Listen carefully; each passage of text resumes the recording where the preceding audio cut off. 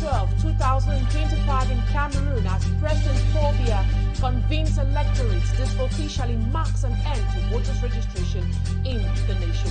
And away from that, we'll tell you how several voters who registered their names on the electoral list are facing challenges to have access to the information online. They were speaking to our reporters who are on the field today, and they were giving us latest updates about how they were facing challenges as Elecam's online verification platform is experiencing technical issues. Those are top stories.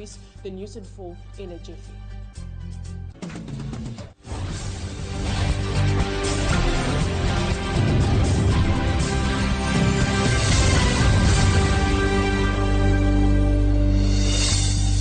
Thank you so much for choosing Equinoxe Television for presentation. I am Immaculate Fogwe. We begin with our human interest stories.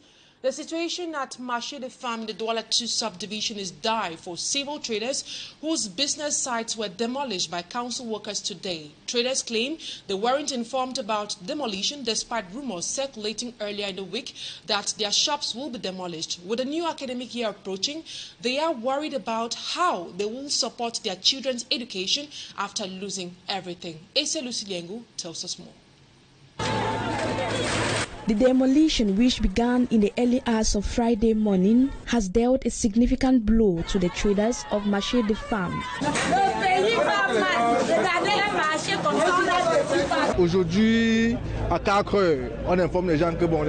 The victims claim they were not informed about the demolition exercise carried out by council workers from the Douala 2. Although rumors had circulated since on Monday about the imminent destruction of their shops, most traders did not believe.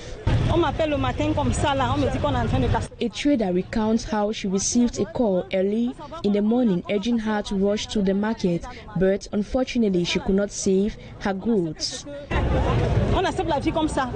Another trader on his part says they had gathered at the SDO and governor's office to voice their complaints, but were informed that the official was unaware of the situation. However, information contained in a document attributed to the Littoral Regional Delegate of National Security revealed that the demolition was ordered by the governor and the Douala 2 Council intends to construct a new market. In the midst of confusion, the traders are worried about their survival given their significant investments in their businesses as they lost goods worth millions. She said they go leave us at least more of do our this thing for this year. Maybe January they feel broken. They just kind of broke all things. With less than 2 months until the 2025-2026 academic year, parents are concerned about how their children will resume school after losing everything in the demolition. Now, so that see people they carry bags and they run with them. As the saying goes, one person's pain is another's joy. Some opportunistic individuals took advantage of the situation to loot. Now we take you to Buana in the southwest region, where there is growing environmental and public health crisis in that part of the country, where a massive heap of garbage at the Mile 18 junction is causing significant inconvenience to residents, businesses and commuters. The proliferation of garbage in Buana is disturbing, as many fear if it continues like this, it could cause serious health hazards to the population. Rex Afon reports on the state of Buana in this report. For weeks now, this vital junction in Buana, that is the Mile 18 junction, has been overwhelmed by piles of uncollected waste. The stench is unbearable and the sight is disturbing, raising serious concerns about hygiene and safety. Residents in the area have expressed frustration, noting the health risks posed by this situation. The whole environment in Buana is dead. People are not sleeping, mosquito everywhere. And this death like that is not good for the human health. So actually we are really suffering, but we don't really know if the circum is working or maybe we don't know what the city council or the council is doing about this debt.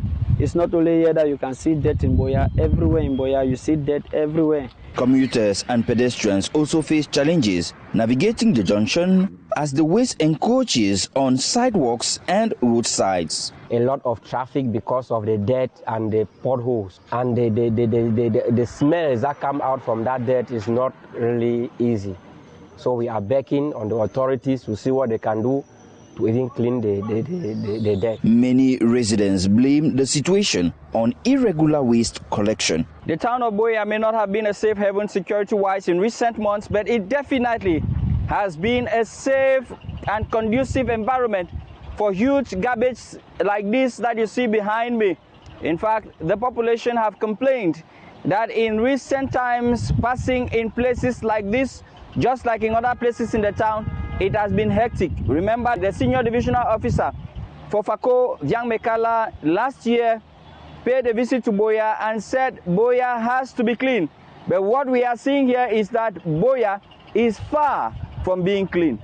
Despite the efforts of some community members in Buea to maintain cleanliness, the magnitude of the problem remains overwhelming across the town. Buea-based chief correspondent Rex Afon reporting there. Now to our main story of the day. President Paul Biya has officially convened the electorate for Cameroon's presidential election on October 12, 2025, marking a critical milestone in the nation's political calendar.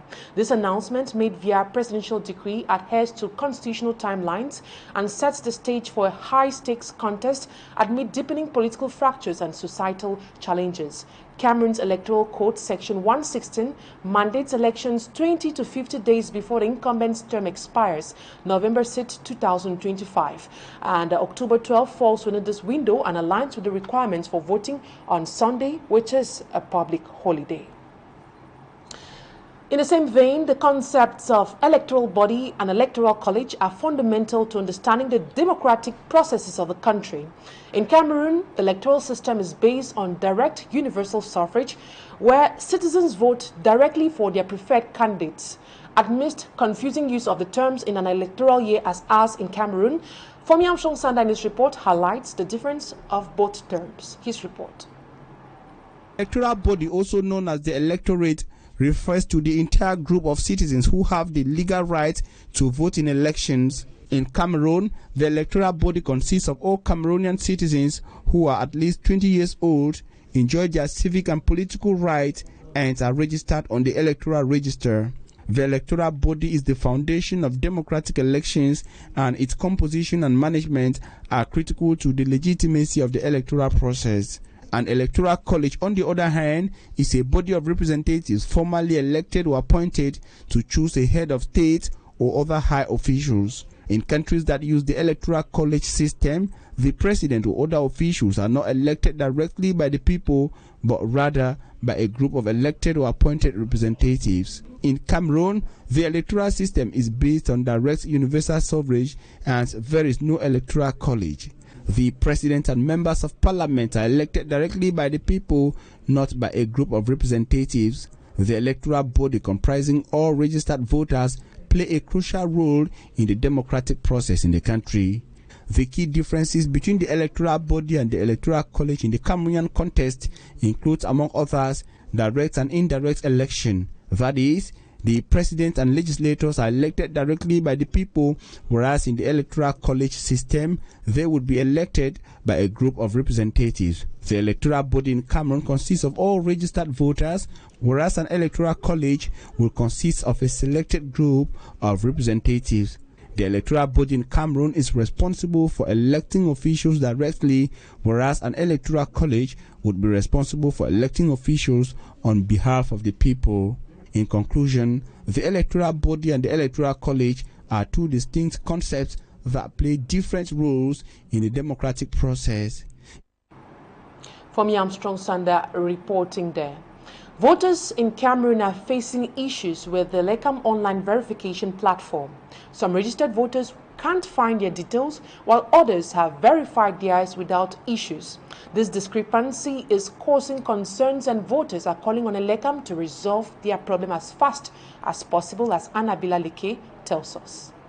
Convening the electoral call ends the registration process on the electoral registers. Conscious Cameroonians are checking, verifying if their data or personal details are correct. On the Elecam online platform, prospective voters seem to be having some difficulties. Some complain they can't access the platform at all. J'ai rempli les champs dans le formulaire en question et puis on m'a dit électeur non trouvé. He tried severally on Elecam verification platform, but still he got no result. Si je savais qu'il y avait un problème, donc ce matin en arrivant au bureau, j'ai refait l'opération, j'avais le même résultat, électeur non trouvé. When he attempts to check that of the wife, the platform was accessible and the wife's details were intact. J'ai par contre essayé de taper le nom de mon épouse, du moins rentrer les informations de mon épouse, et effectivement, le résultat était positif de son côté. Just like this other registered voter, the online platform was accessible to check his personal details. J'ai pu vérifier mon inscription sur le site de Elecam. Je constate que je suis bien enregistré. In a nutshell, Elecam is urged to correct whatever the issue is. Every registered voter wants to be sure there is no error in his or her personal details on the election day itself, so voters can perform their civic responsibility. And still talking about politics, the investigation launched against Bakme has been described as a crackdown on the freedom of expression in the country. According to civil society actors, Bakme is a victim of Yaounde's regime's closing down on dissent as days narrow to the 2025 presidential election. Fomi Armstrong Sanda tells us more. Announced investigation calling a manhunt against Bakme came shortly after his criticism on the management of state affairs in Cameroon while as guest on Equinoxe television's flagship program La Vérité en Face. Qu'il le veuille ou non, il partira. Whether he likes it or not, he will leave. This is no hidden engagement of mine. I would not want to run faster than the music, but I can assure you we are already at about 80% stride. À 80%. Besides this, the elite of the far north region of Cameroon warned the military against standing on the way of the sovereign people who interfere in their move for a better Cameroon. A declaration that got him a widely criticized rebel tag and an investigation from the Ministry of Territorial Administration in the country. I think what Mr. Tanganji was saying about Bakme was the fact that probably he said it in a way that could incite the public to revolt. But it still comes back to the fault of the government, which fails to be solving problems. You cannot fail to solve problems, and when people are trying to complain, you come after them with a cane and a gun. It doesn't work like that. If you don't want problems in the country, be proactive and solve problems. That's all. Dr. Nick Ngwanyanfoda says Bakme simply spoke out the frustration of the people of Cameroon, particularly those from the ground north. If the people of the north of the country are being so aggressive, it's because, for one, it is this kind of talk that has been irritating them. They say they have not been seeing the president who can give them the right answers, but I can tell you the right answers today. And when you ask close questions about what is irritating the people of the north, number one, they have no roads, they have no water, they have no hospitals, they have nothing up there, and they are really suffering. And it is their right to complain. Another civil society actor, Simon Pierre Mehen, says the investigation against Bakme reveals a disturbing fall in freedom of expression in Cameroon. Recalling the experience of Parfait Vom, Simon Pierre says the Yaounde regime is closing down on dissent as days narrow to the 2025 presidential election. And that's it for this first part of the news. Coming up next is episode 4 of Cameroon Today. Stay with us.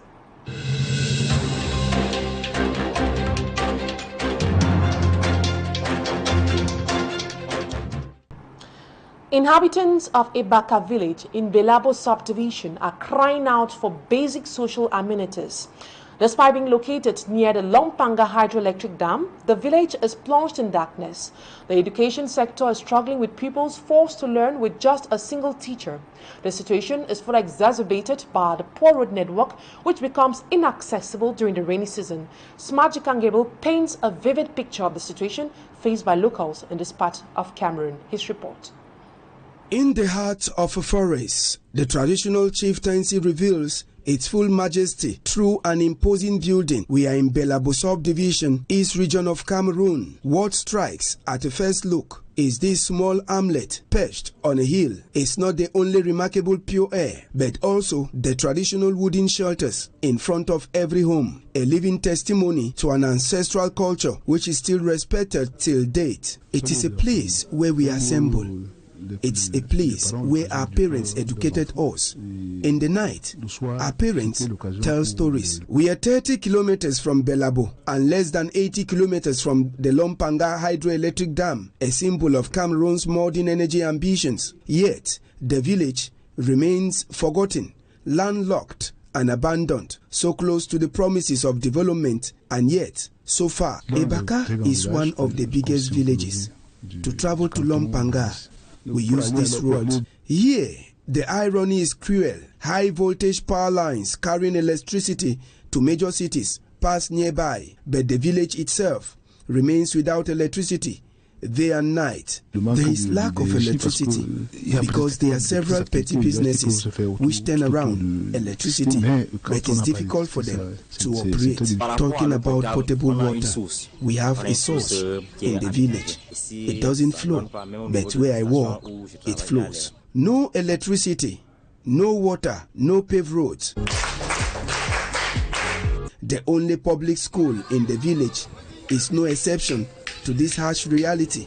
Without water or electricity, it operates as best as it can. Children in pre-nursery and first grade share one classroom and are taught by a teacher trained with English language, freshly recruited and forced to adapt to the reality on the ground. I'm English speaking, but I was lucky to have studied French while in the second cycle, not knowing that one day I would be sent to a French environment to teach.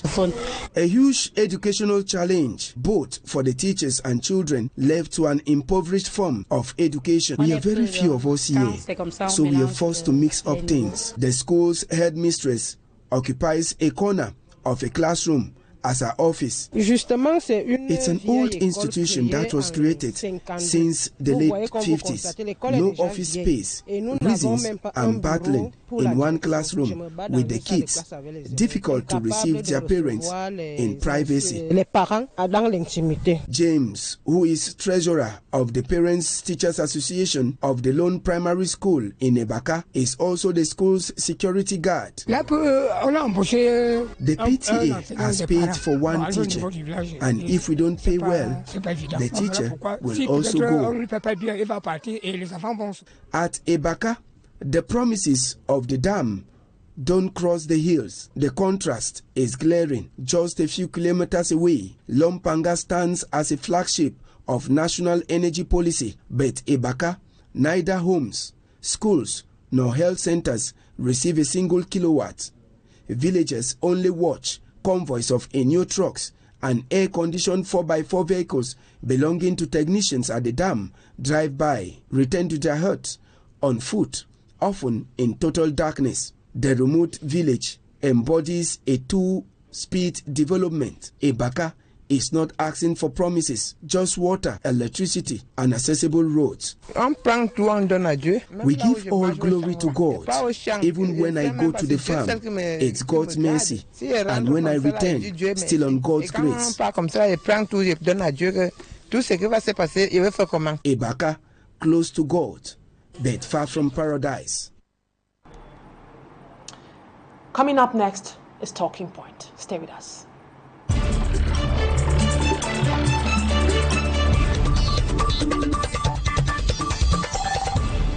My guest tonight is Song Derick, a civil society actor. Good evening, Song Derick. It's a pleasure to have you on Talking Point tonight.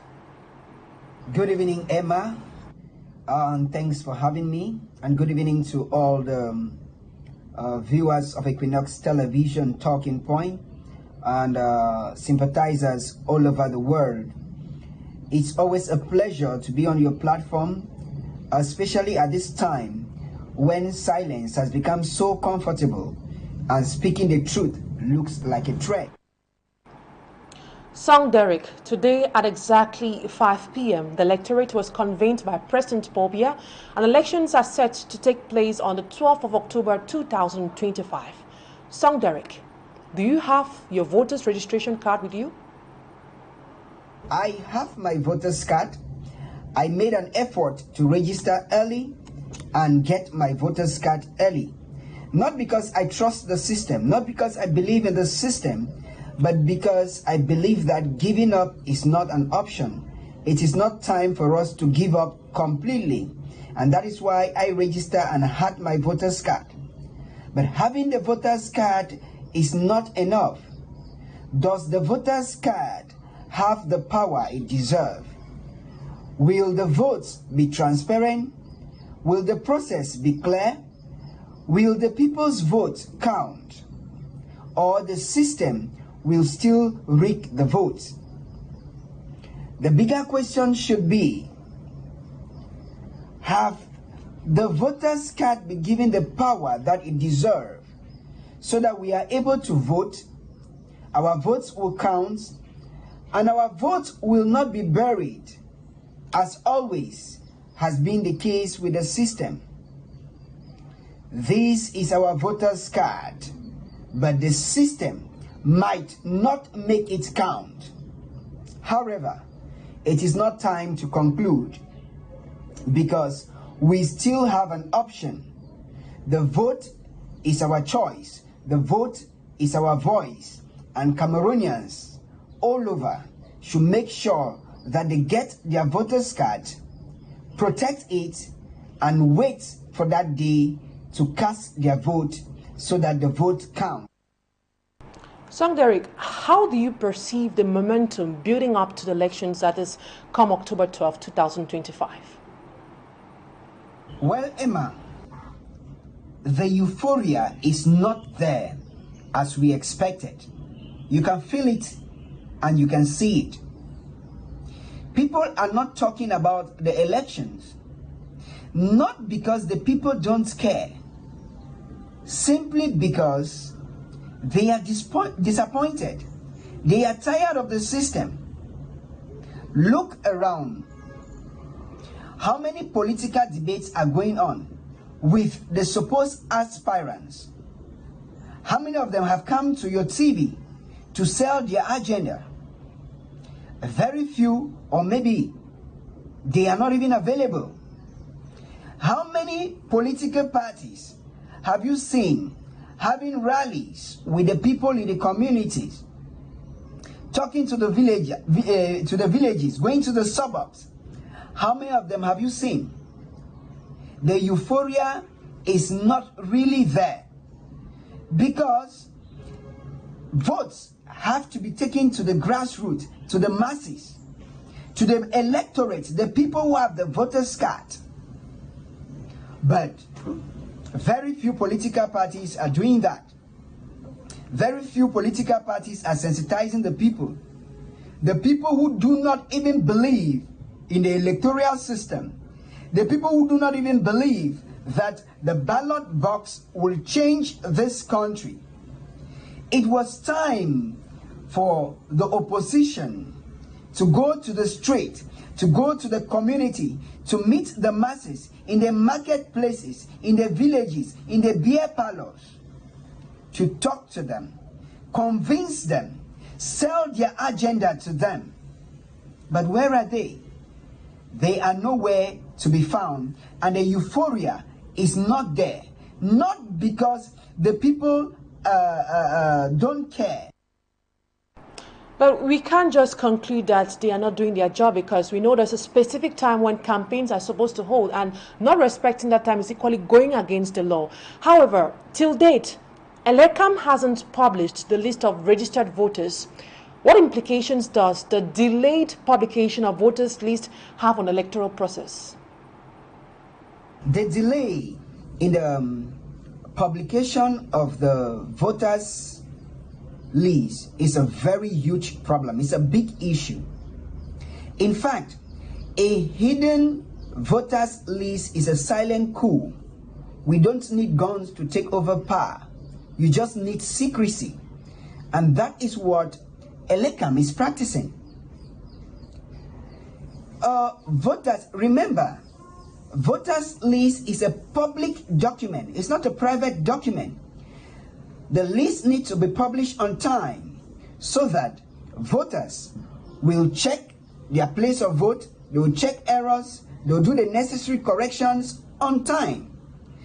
If there is a delay, it therefore means that the process, the electoral process, is already questionable. This is not the first time it is happening. In 2018, a lot of people registered to vote, and the list came out late, and the people went to the polling stations and were told that the names were not there. We saw it in the Constitutional Council, how even coordinators were sent to check their names in the governor's office. That is bad faith. And I think that if we want the election to be transparent, transparency to Elecam should not be a luxury. It is a necessity. It is deserved. The people need that transparency to know that their votes will count, to know that they are eligible.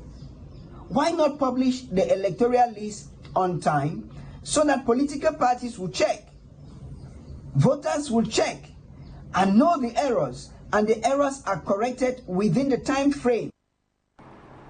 Now, Derick, we saw the recent outings made by the Minister of Communication, Rene Manosadi, and also that of Professor Jacques Famendongo, Secretary of Communication for the CPDM party.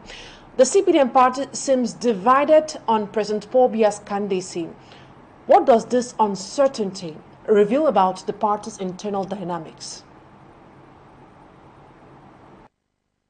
If there is one thing I appreciate about the CPDM, it is the fact that it has remained one of the most organized political parties in this country.